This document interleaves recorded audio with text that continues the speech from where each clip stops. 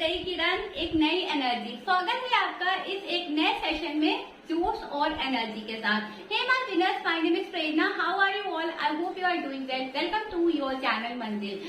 तो जैसा कि आपको पता है कि सुबह 9 बजे हम लोग इंग्लिश ग्रामर की क्लास को करते हैं और इंग्लिश ग्रामर में अब तक हमने प्रीपोजिशन को पढ़ा था।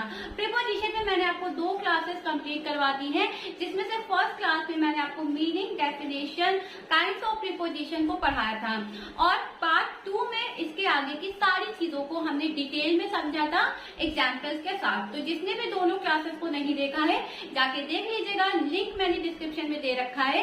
प्लेलिस्ट भी बनी है, तो जिसके थ्रू भी इजी पड़े जाके क्लास देख लेना। ठीक है जी, आइए क्लास को शुरू करते हैं एक नई जोश के साथ। और चैनल पर फर्स्ट टाइम विजिट किया है, चैनल को सब्सक्राइब कर लीजिएगा।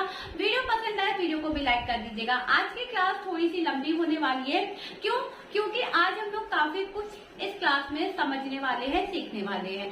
ठीक है जी, तो चलिए फटाफट से क्लास को शुरू करते हैं और सभी को मेरी तरफ से सुबह की राधे राधे। जो लोग भी अब तक सो रहे हैं, नींद उनकी नहीं खुली है, तो जाग जाइए। ठीक है, क्योंकि क्लास का टाइम हो गया है, आपको पढ़ना है, सोना नहीं है। ठीक है जी, क्योंकि अब सर्दी तो पड़ ही रही है, गर्मी आ चुकी है, तो अब आप जल्दी उठिए और अपने कामों को जल्दी से कंप्लीट करके स्टडी करने लगे।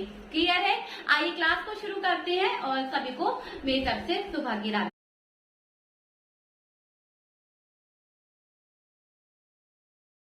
तो विनर, चलिए क्लास को फटाफट से स्टार्ट करते हैं। ठीक है, पेन कॉपी आप बिल्कुल साथ में लेके बैठिए।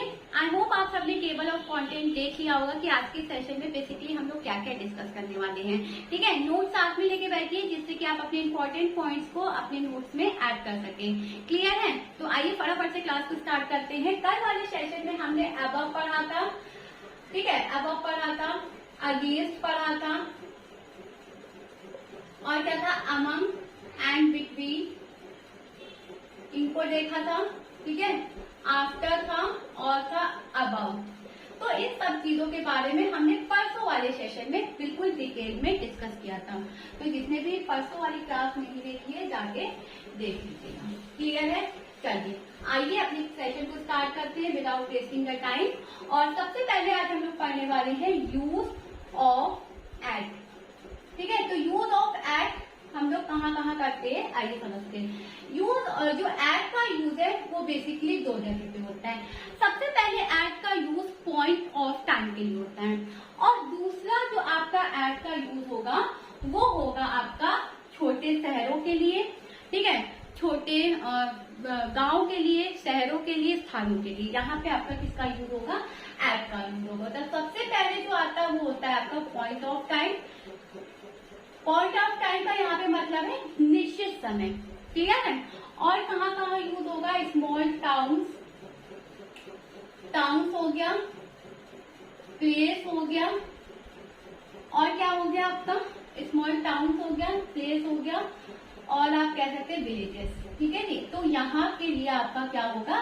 एट का यूज होगा। जैसे कि मैंने आपसे कहा क्वेश्चन नंबर 1 कि उत्तर प्रदेश के रामपुर में बारिश का मौसम था। बारिश का मौसम था। ठीक है, तो अब इस सेंटेंस को कैसे बनाएंगे देखो ध्यान से। सबसे पहले तो सेंटेंस हमारा पास्ट की बात कर रहा है, तो पास्ट में ट्रांसलेशन होगा पास्ट, परफेक्ट, प्रेजेंट, सारी चीजें हम लोग फ्यूचर अपकमिंग वीडियोस में डिस्कस करेंगे। बस अभी यहाँ पे आप चीज को सुनो कि हम एट का यूज किस तरीके से कर सकते हैं। ठीक है, तो यहाँ पे रामपुर आया है और रामपुर कहाँ है? उत्तर प्रदेश के। ठीक है, उत्तर प्रदेश के रामपुर। अब यूपी आया है तो यूपी तो काफी बड़ा है, तो यूपी के पहले तो लगेगा इन। ठीक है, अब यहाँ पे एक शहर की बात की गई है जो कि यूपी में है, तो वहां उसके लिए हम किसका यूज करेंगे? एट का यूज करेंगे। ठीक है, किसका यूज करेंगे? एट का यूज करेंगे। तो क्या बनेगा? It was rainy weather. It was rainy weather कहाँ पे? At Rampur. At Rampur. Clear? At Rampur. ठीक है, क्या था? बन गया in UP. It was rainy weather at Rampur in UP. Uttar Pradesh के रामपुर में बारिश का मौसम था। तो ये जो आपका ट्रांसलेशन है, इस तरीके से आप एट का यूज करेंगे। ठीक है जी। हम लोग अभी इस तरीके की इंग्लिश भी बोलते रहते हैं, है ना। तो जिसमें ये इस तरीके से आ जाता है, जैसे नई दिल्ली का जामिया नगर आ गया, है ना। तो इस तरीके से आपका छोटा छोटा शहर, छोटी छोटी गांव के बारे में डिस्कशन होता है, तो वहां पे आपका एट का यूज होता है। एक एग्जाम्पल इसका और देखते हैं।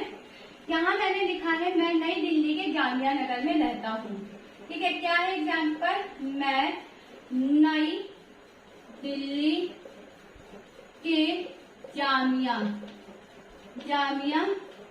नगर में रहता हूँ। अब देखो, जामिया नगर तो नगर है, कहाँ पे है? दिल्ली में है। ठीक है, तो उसके लिए तो एट का यूज करेंगे, यानी I live at Jamia Nagar. कहाँ के? नई दिल्ली के, इन न्यू दिल्ली। क्लियर है? दोनों एग्जाम्पल आई होप आपको समझ में आ गए होंगे कि एक तो एट आपका स्मॉल टाउन, प्लेसेस, ठीक है, इन चीजों के लिए यूज होता है, विलेजेस के लिए, और दूसरा पॉइंट ऑफ टाइम के लिए। एक पॉइंट ऑफ टाइम का भी एग्जाम्पल देख लेते हैं और फिर फटाफट से आगे बढ़ते हैं। जैसे पॉइंट ऑफ टाइम का सबसे पहला एग्जाम्पल मैंने यहाँ पे दिया है,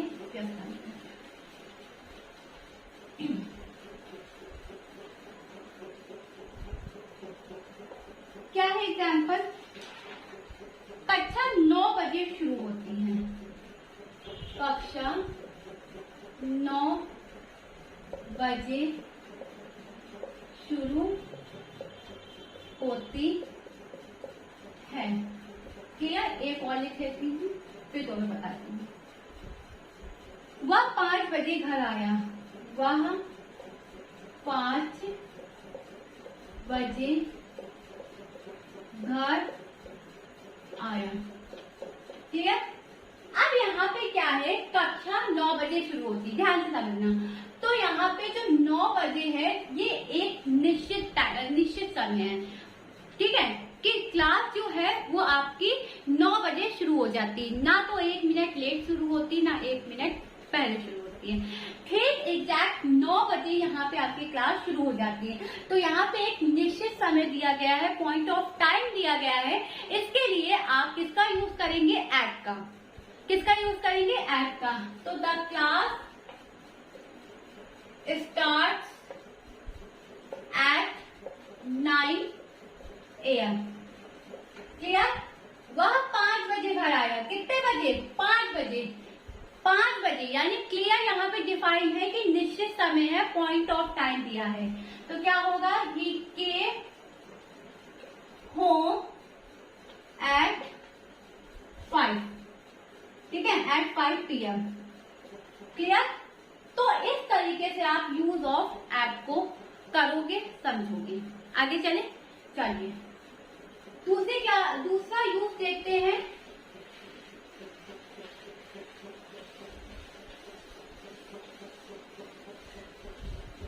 अब बात करते हैं यूज ऑफ बिफोर की। ठीक है, तो यूज ऑफ बिफोर आपका क्या होता है? It is used for earlier then. It is used for earlier then, पहले के लिए किया जाता है। ठीक है जी, जैसे कि अर्लियर देन, ठीक है, पहले के लिए आपका सेंटेंस में पहला शब्द आएगा, पहले शब्द आएगा, तो आप किस तरीके से ट्रांसलेशन को बनाओगे ये देखो। ठीक है, जैसे मैंने यहाँ पे कहा, मैं शिक्षक से पहले स्कूल गया था। ठीक है, मैं शिक्षक से पहले स्कूल गया था। ठीक है जी। दूसरा है आपका बैठक से महज 10 मिनट पहले सभी लोग पहुंचे।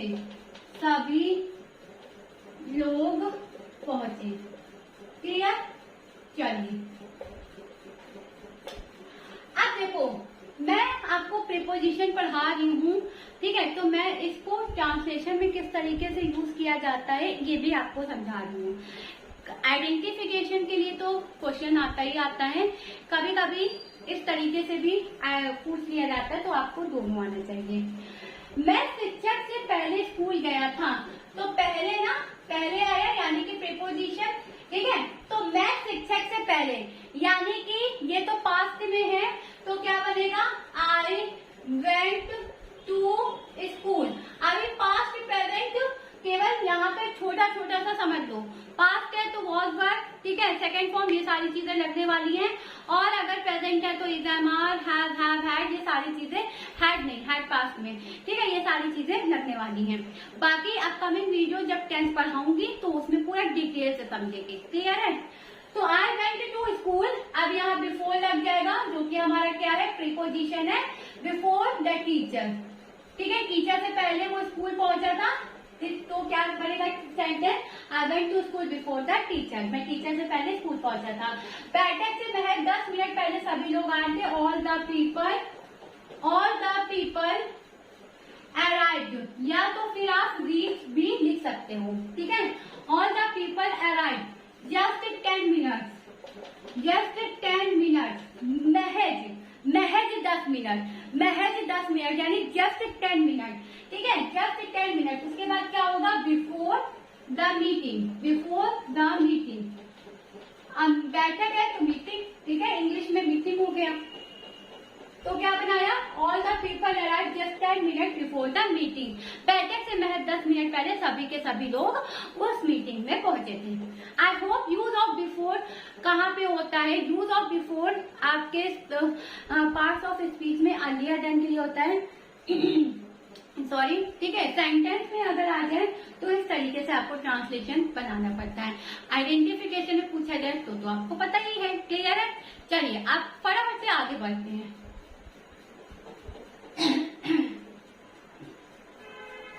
अब बात करते हैं किसकी, use of, just a minute,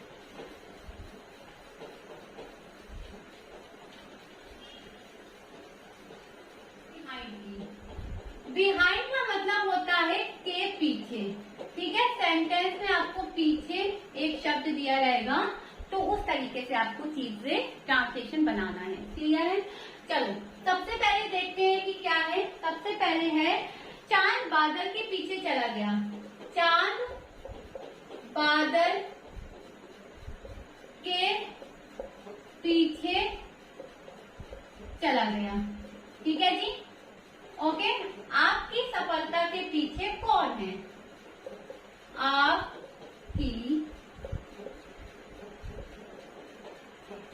आपकी सफलता के पीछे कौन है। अब इस तरीके से अगर आपके सेंटेंस में आएगा तो आपको पीछे यानी बैक का यूज नहीं करना है, किसका यूज करना है, बिहाइंड का यूज करना है। क्या है पहला सेंटेंस, चांद बादल के पीछे चला गया, तो द मून, ठीक है, went behind the cloud, behind the cloud. क्या है प्रीपोजिशन इस पे, बिहाइंड, प्रीपोजिशन क्या है, बिहाइंड। चांद बादल के पीछे चला गया, the moon went behind the cloud.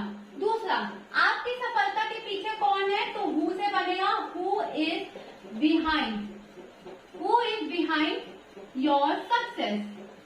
Your success. तो इस तरीके से आपका बनेगा behind यानी के पीछे का ट्रांसलेशन, ठीक है जी। तो यानी अगर आपका behind आता है तो behind का मतलब होता है किसी वाक्य में के पीछे आना।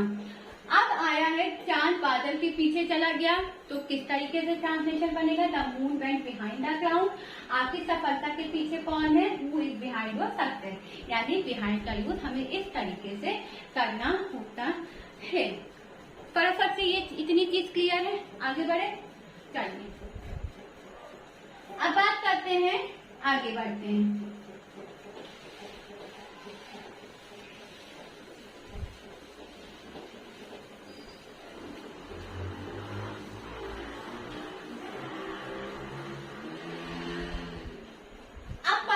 यूज ऑफ बिसाइड और बिसाइड्स को, besides beside and besides. Clear? चलिए समझते हैं इसको। सबसे पहले देखते हैं बिसाइड। तो बिसाइड का यूज आप वहां पे करोगे, कहाँ पे करना है? बिल्कुल नजदीक, बिल्कुल नजदीक, पास में, ठीक है, बगल में आएगा तो इसमें आप क्या यूज करोगे? बिसाइड यूज करोगे। By the side of, by the side of. Clear? दूसरा बिसाइड, इसका मतलब होता है के अतिरिक्त, के अतिरिक्त। क्लियर है? के अतिरिक्त यानी क्या बनेगा आपका? In addition. इंग्लिश में इसको क्या बनाएंगे? In addition. क्लियर? अब चलिए फटाफट से देख लेते हैं क्या है। क्वेश्चन एक देखते हैं, एग्जाम्पल समझते हैं। मैं पार्क के बगल में एक घर खरीदना चाहता हूँ। मैं पार्क के बगल में एक घर खरीदना चाहता हूँ। क्लियर? तो सबसे पहले समझ लो कि बिसाइड यानी बिल्कुल नजदीक, के पास या के बगल आए तो हमें बिसाइड का यूज करना है। के अतिरिक्त आए तो हमें किसका यूज करना है? बिसाइड का। तो मैं पार्क के बगल में एक घर खरीदना चाहता हूँ। आई वॉन्ट टू परचेज, ठीक है, परचेज न लगाओ, I want to buy a house beside the park। क्या बनेगा? I want to buy a house beside the park। Clear है जी? तो इस तरीके से आप beside का यूज कर सकते हैं। दूसरा देखते हैं besides। ठीक है, अब बात करते हैं besides की। beside क्या होता है? जैसे एक एग्जाम्पल और ले लो कि वो मेरे पास में बैठी है, ठीक है, वह मेरे पास बैठी है, तो क्या बनेगा? ही, ठीक है, सिट बिसाइड, सॉरी, सी सिट बिसाइड मी। वह मेरे पास बैठी है, सी सिट बिसाइड मी। मेरे पास बैठी है, मेरे बिल्कुल नजदीक बैठी है, ठीक है, मेरे बगल में बैठी है। यानी यहाँ पे आप क्या यूज करोगे? बिसाइड। और जो एग्जाम्पल आपको समझाया है, आई होप वो आपको क्लियर होगा। ठीक है, तो अब बात करते हैं बिसाइड की। चलो एक सेंटेंस लेते हैं। मोहन के अलावा मेरी मदद करने के लिए कोई नहीं आया। ठीक है, जैसे मोहन के अलावा मेरी मदद, क्लियर, मेरी मदद करने के लिए, मेरी मदद के लिए, सॉरी, मेरी मदद के लिए कोई नहीं आया।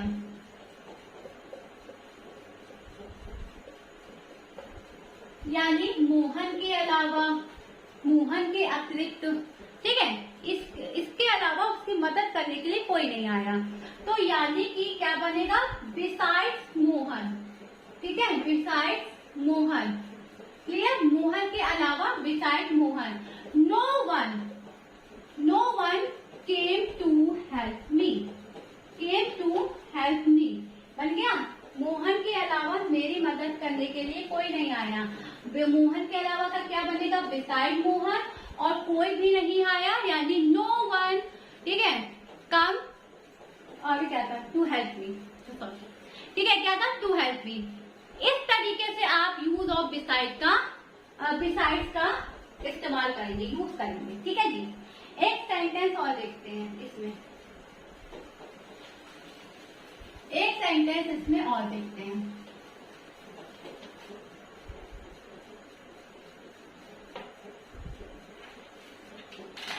क्या है? बस के इंतजार करने के अलावा, बस का इंतजार करने के अलावा हमारे पास, ट्रेन की तो सुविधा है ही है, लेकिन जो कि सेंटेंस में नहीं लिखा है, ठीक है। तो क्या कर रहा है, बस का इंतजार करने के अलावा हमारे पास कुछ भी करने को नहीं है। ट्रेन, बस का इंतजार करने के अलावा कुछ भी करने को नहीं है। वैसे तो ट्रेन है, ट्रेन से चले जाओ, लेकिन नहीं, बस नहीं जाएगी, है ना। कुछ भी करने को नहीं है, कुछ भी करने को नहीं है। तो आप किस तरीके से बनाएंगे, there is nothing to do, there is nothing to do, ठीक है। Beside waiting for the bus, beside the waiting for the bus. तो इस तरीके से आप बिसाइड का यूज करेंगे, क्लियर। इस तरीके से आपको बिसाइड का यूज करना है सेंटेंस में। आई होप आपको ये चीज क्लियर होगी। तो इनका आप स्क्रीनशॉट लेना चाहते हो तो ले लीजिए। चलिए आगे बढ़ते हैं। बिसाइड के बाद कहाँ गए, डिस्कस किए। चलिए अब हम लोग कर क्या पढ़ेंगे, यूज ऑफ बाय।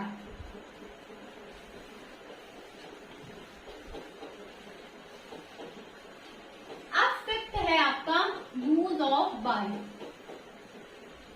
पांचवा नंबर यूज ऑफ बाय, ठीक है। अब हम लोग बाय का यूज पढ़ेंगे। तो देखो बाय का भी यूज काफी जगह पे होता है। सबसे पहले तो आपका ये बस, ट्रेन, ठीक है, इन सब चीजों के लिए होता है। बस, ट्रेन, कार, साइकिल, स्कूटी, इन सब चीजों के लिए आपका बाय का यूज होता है। फॉर एग्जाम्पल मैं बस से स्कूल जाता हूँ, आई गो टू स्कूल बाय बस, इस तरीके से हुआ।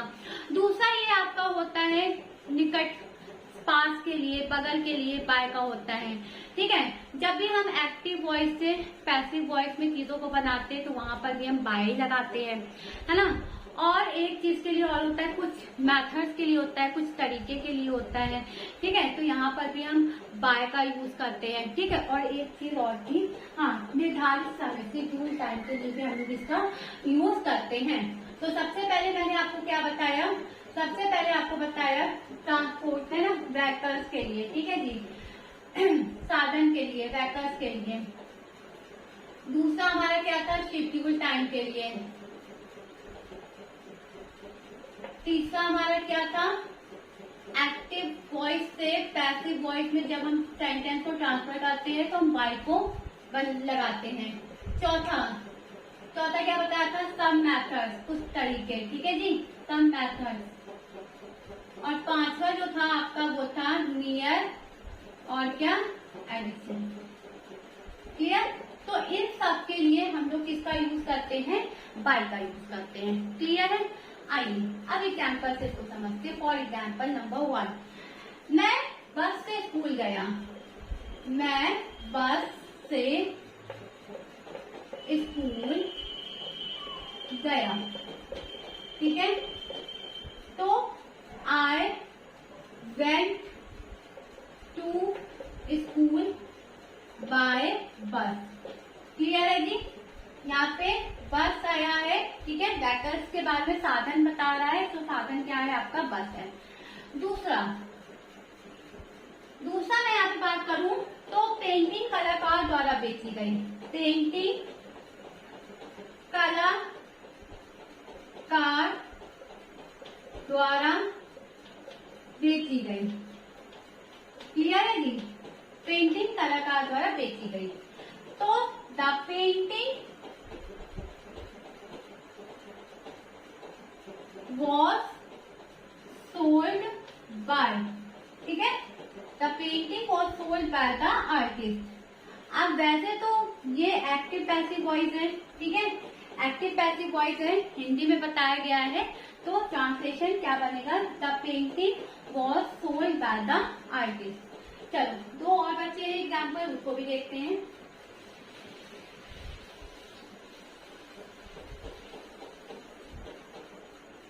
एग्जाम्पल नंबर 3 क्लियर है? ओके, तो अब इसमें क्या करेंगे, वह नई दिल्ली में ओखला के पास रहता है। ठीक है जी, वह नई दिल्ली के ओखला के पास रहता है। क्लियर? तो क्या बनेगा, देखो रहता है, he lives by Okhla, okay actually कहाँ पे, in New Delhi, in New Delhi. Clear? वह नई दिल्ली के ओखला के पास रहता है, he lives by Okhla in New Delhi. Clear है? दूसरा देखें, ओके। चौथा, यहाँ पे अलग अलग सारी मैंने चीजें बताई है ना, तो सारे के अलग अलग एग्जाम्पल बता रही हूँ। फिफ्थ के बाद थर्ड था ना, फोर्थ एग्जाम्पल देखिए। वे रविवार तक लौट आएंगे, वे रविवार तक लौट आएंगे, तो क्या बनेगा, ही विल रिटर्न, ठीक है, by Sunday, he will return by Sunday, क्योंकि यहाँ पे एक समय को दर्शाया गया है, निर्धारित किया गया है, वो क्या है, संडे, कि वो संडे तक लौट आएंगे, तो he will return by Sunday. ये तो यूज ऑफ बाय क्लियर होगा। कहाँ कहाँ पे यूज करते हैं, वैकल्स के लिए, साधन के लिए, ठीक है जी। दूसरा, आपका शेड्यूल टाइम, कोई निर्धारित समय बताया जा रहा हो आपके सेंटेंस में, उसके लिए बाय का यूज करेंगे। एक्टिव से पैसिव वॉइस जब भी हम लोग बनाएंगे, बाय का यूज करेंगे। आगे अपकमिंग क्लास में हम लोग इसको अच्छे से पढ़ने वाले हैं। फिर हम लोग कुछ मेथड, तरीके के लिए यूज करेंगे, ठीक है जी। और कोई जगह जैसे नियर, ठीक है, नियर, पास के लिए भी हम लोग क्या, किसका यूज करेंगे, बाय का यूज करेंगे। ये सारे पॉइंट को मैंने सारे एग्जाम्पल्स के थ्रू क्लियर किया है, तो आई होप आपको यूज ऑफ बाय तो समझ में आ गया होगा। चलिए नेक्स्ट चलते हैं, नेक्स्ट चलते हैं और एक लास्ट देखते हैं, यूज ऑफ फॉर। ठीक है जी, use of for.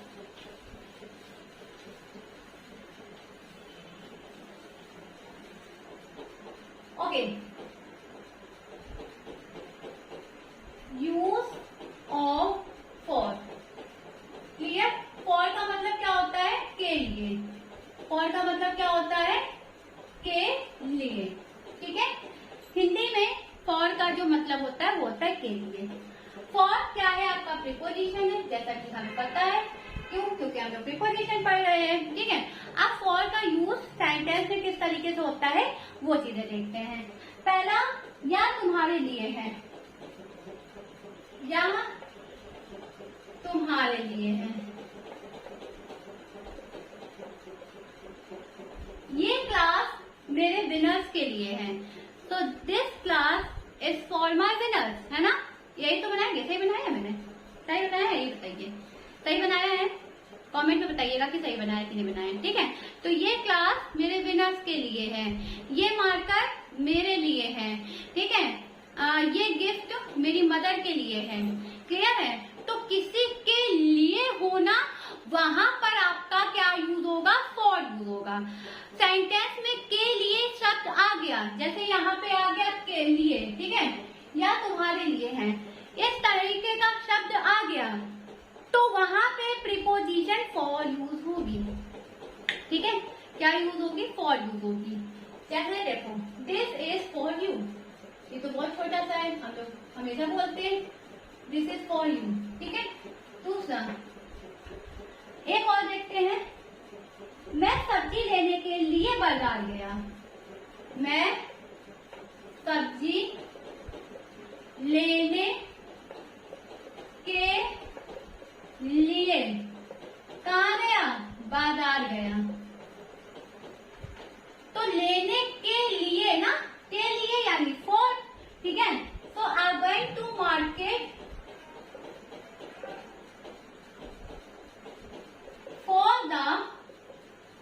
Vegetables. Clear? मैं सब्जी लेने के लिए मार्केट गया। I went to market for the vegetables. Clear?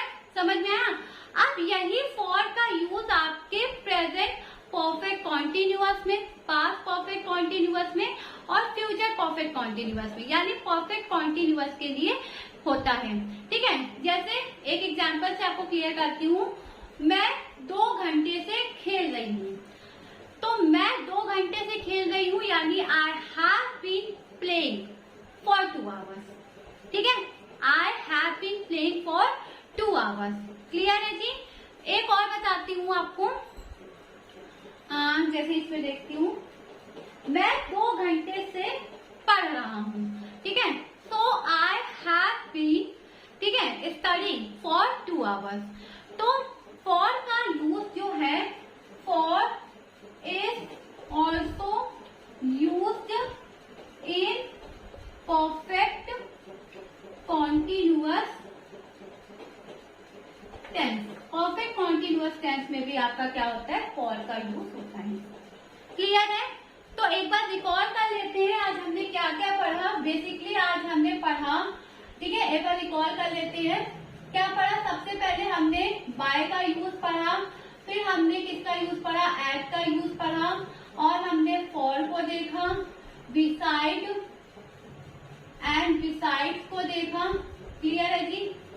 फिर हमने क्या पढ़ा? बिहाइंड पढ़ा, और हमने क्या पढ़ा? बिफोर पढ़ा।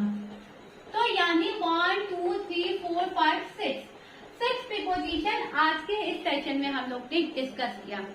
एग्जाम्पल के थ्रू डिस्कस किया, किस तरीके से क्वेश्चन पूछा जाता है, ये सारी चीजें हमने यहाँ पे आपको बताई है। सो आई होप आज की क्लास आपको समझ में आई होगी, अच्छी लगी होगी। कैसी लगी ये मुझे कमेंट सेक्शन में जरूर बताइएगा। ठीक है? तो आज के लिए बस इतना ही। That's all for today. Thank you everyone for being with me in this session and see you guys tomorrow same time same place. Bye bye, take care. तब तक के लिए पढ़ते रहिए, मेहनत करते रहिए, आगे बढ़ते रहिए, अपना ख्याल रखिए और हमेशा सीखते रहिए। Have a great day. Bye bye.